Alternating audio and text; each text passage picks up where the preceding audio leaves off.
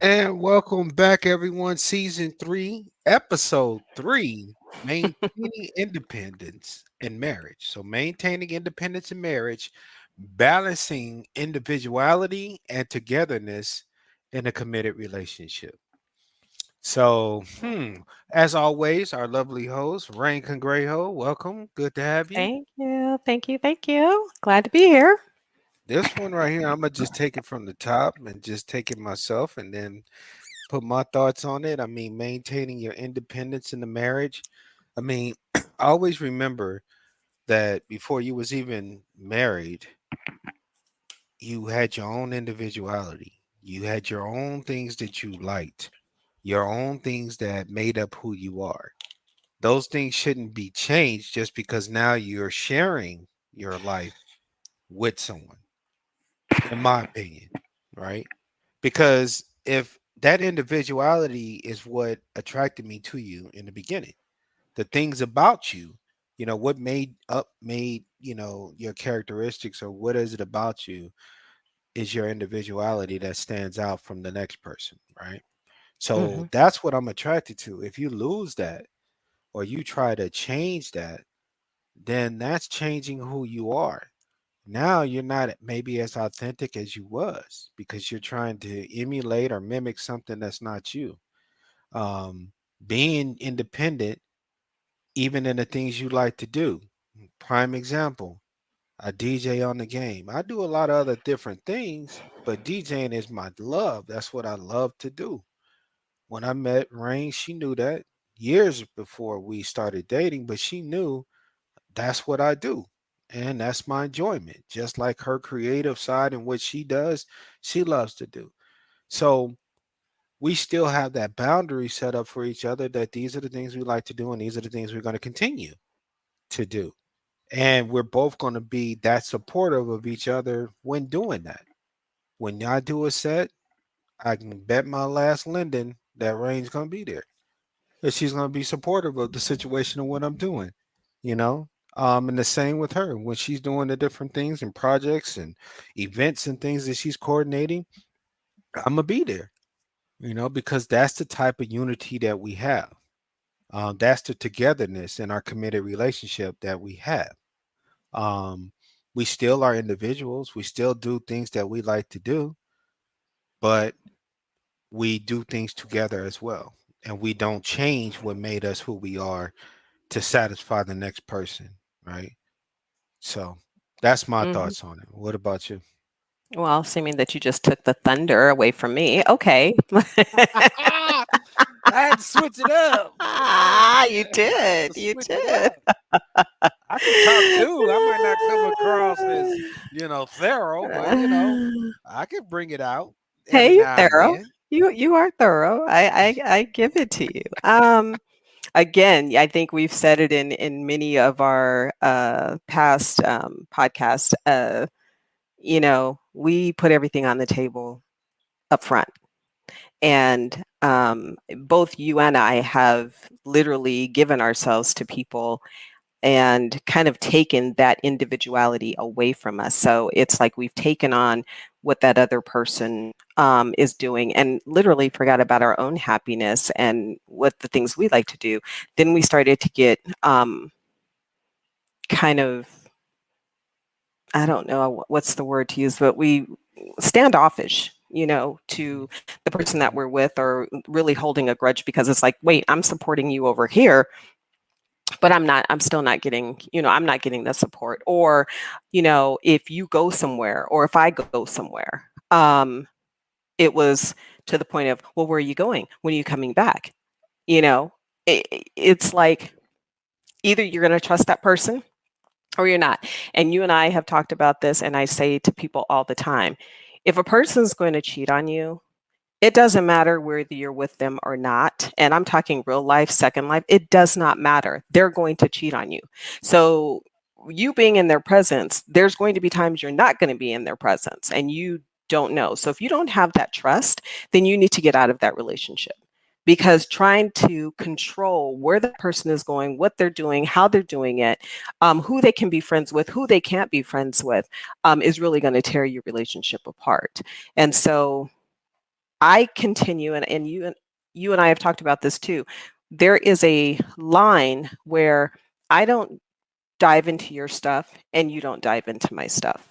And there's that separation that lets us keep our individuality. But then when we come together, we can talk about it. We can, because you'll come to me and say, hey, let's talk business, or hey, I'll tell you, I'm having this event. I need your help. So we know the boundaries, but within the confounds of those boundaries, we know how to bounce off of each other, which lets us continue to be who we are. And because of that, I think is one of the biggest reasons why we flourish is because we are allowed to be who we are in each other's presence, and we don't have to put on any airs or anything like that. I mean, most people don't know I'm probably one of the most goofiest people you'll ever meet.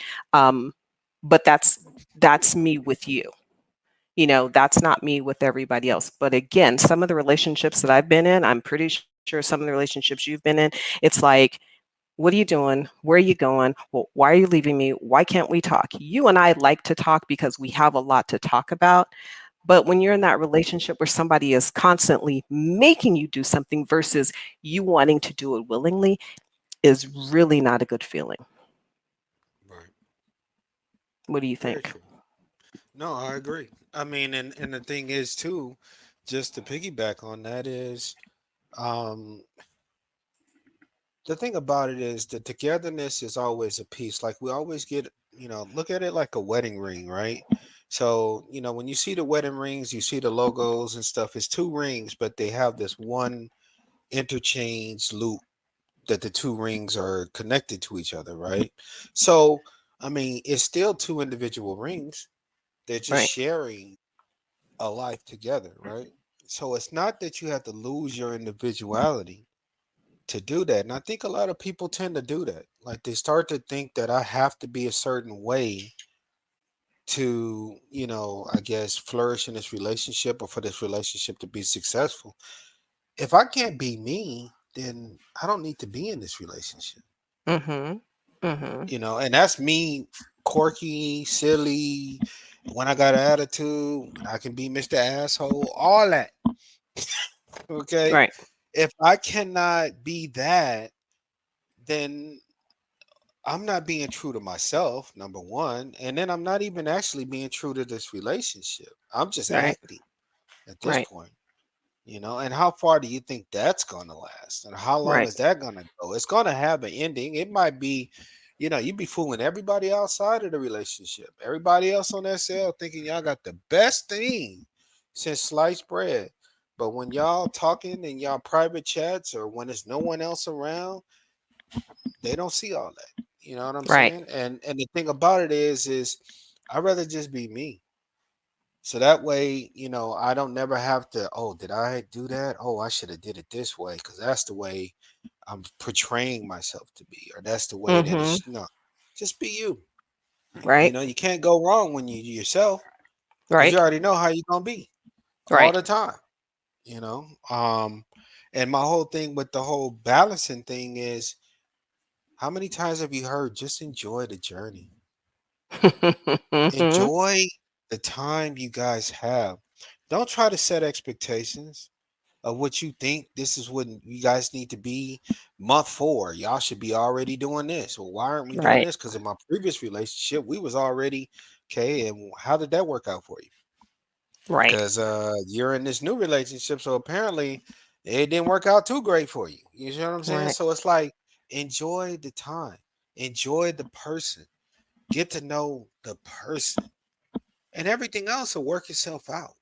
You know, the togetherness, the commitment to the relationship, maintaining your independence, all of that, as well as presenting your best foot forward with that person of who you are, not putting on the act, not putting on the representative. In the beginning, everything is, oh, he's so proper, oh, he's so nice, he's so this Mhm. and this. And then now he don't open the door for you, you just click the remote and shit and the door's unlocked, go ahead. You know what I'm saying? It's a whole different ballpark now, right? You know what I'm saying? Uh, so I mean, Mhm. it's like just be you, and everything else will work. The maintaining the independence is gonna be there because Right. you're always staying true to yourself. Right. One thing about this show is we could have done like most shows and picked up on all the hottest talk and topics and gossip and all this other stuff. We wanted the platform that was going to give back. We wanted a platform that was going to help others. It may not be the ideal situation that you and your spouse is sitting here listening to us or watching us talk about these things. But best Mhm. believe if you sit through it, you might learn something. You might be able to take something from it. That's it. It may not be the whole show. The topic Right. might not be something that address what you want to address, but maybe you are having questions about why I used to like doing this before I got in this relationship. And now you know, I haven't been as creative as I used to be. I haven't been as into music as I used to be, or designing this or doing that, because I just been focusing on doing all this stuff for him or her or whatever. Take the Mhm. idea that we're talking about right now. Did you lose some of your independence? Did you lose who you are because you're trying to be something that you're not? Mhm. Might be Mhm. something that you can take with you. That could be a takeaway, and it doesn't mean it has to be in a mean way. It could be simple as, babe, I love doing these things, but I also like doing this. And I haven't been really working on this. Might be, I like reading books. I like doing these type of, you might be a person that love horror movies, but because your spouse doesn't love horror movies, you don't watch horror movies, right? But that's something you enjoy. And it's this new one that just came out and you just want to see it, but you know you can't. Hey, I'm gonna watch this movie. I know you don't like watching these movies, so I'm gonna watch it and I'll come back or whatever the case may be. Mhm. Mhm. That's something you like doing. That's Mhm. you, right? Doesn't mean you're a bad person, doesn't, but guess what? The communication is there rather than, yeah, well, so what happened? I called you. It's been like 3 hours and I ain't heard from you. And oh, I had to do this. And then a month later, come out that you actually went to the movie because you slipped and said something to somebody. Oh yeah, I saw that movie. Really? When did you Yeah. see that movie? Right. When you just could have just been straight up like, yeah, I'm gonna go see this movie at the movie theater or whatever the case may be. I know you don't like these types of movies, but this is what I like to see. Now your spouse has a chance to, one, they should respect the fact that you even told them. Two, they should be like, okay, the line of communication is there. They're letting me know what they're doing, and not in a mean or deceitful way or anything either. So just my thoughts. Communication, I think, is going to be the key for a lot of topics, but definitely this right here, maintaining your independence in a marriage, fits right in with communication. If I'm Yeah. communicating with you, I mean, do you agree? What's your thoughts? I think that, you know. I think communication is probably the biggest thing. And I wanted to go back and address something that you said about the platform that we are on right now, about going back and talking about the latest gossip or things like that. And I look at, if I've got to talk about gossip, that means I don't have enough in my life going on. Um, Hmm. and I'll share this. This actually happened to me in real life. This is my real life daughter. This was many years ago, right?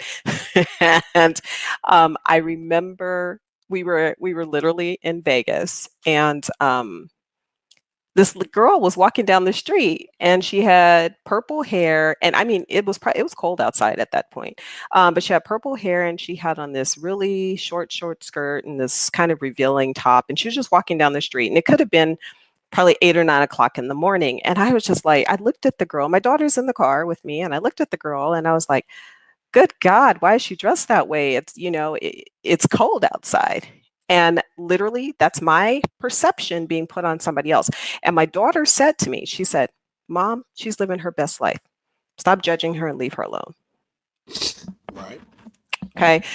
Literally, Right. that was literally a wake-up call for me. So what I find is we try to give more positive reinforcement versus being on that end where we're talking about people and we're judging those people, and people don't realize that the more you judge people, guess what?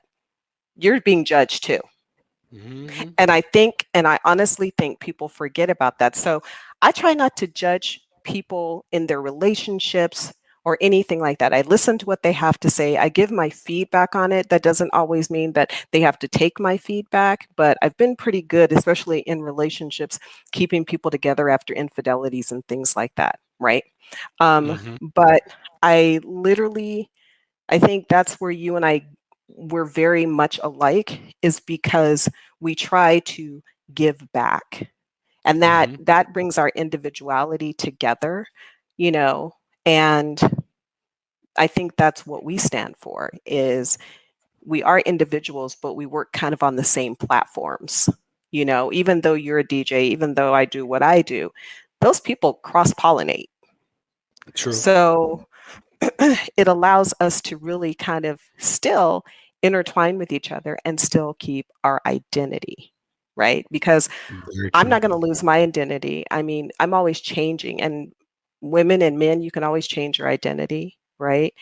Some women are just very hard, and this is another topic for conversation. Some women can be very hard, and they're living in their masculine and really not understanding that feminine side. I can tell you, I almost died because I was too busy living in my masculine, not realizing that I was living in it. Um, but because of that, getting into my feminine, and I honestly have to say this, getting into my feminine side allowed me really to be in a relationship with you. Because if I was literally on my masculine side all the time, you and I would not be together. And we've talked about this, you know. Right. And so, but even with me being living on that feminine side, I still have my individuality. And I appreciate that because you don't get involved in that. You allow me to be me. If I come in, I tell you, hey, babe, I'm not going to be at your event because I'm going to be doing this. You're okay with that. But one of the things I do make sure is maybe an hour, 30 minutes before, either I'm texting you or I'm calling you, have a good set, Right. That is true. you know? Very true. And so um, that type of letting you go is because I don't need to always be there. I'm there in spirit, but I don't always need to be with you physically because I trust you. I know you. I know what you're going to do. I know what you're going for. And at the end of the day, you're coming home to me. I don't worry about that.